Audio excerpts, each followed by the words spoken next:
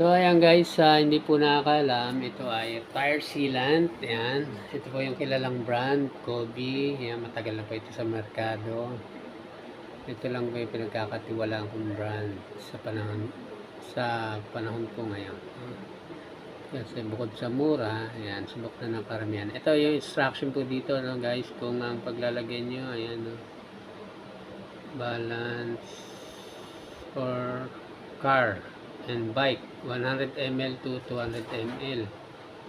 Ano yan, balance or and bike. Kapag sa bike, ayan guys, 100 ml lang to 200 ml sa bawat gulong yan guys.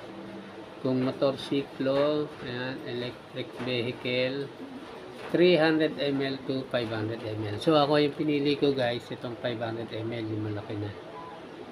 Cars and SUVs 80 ml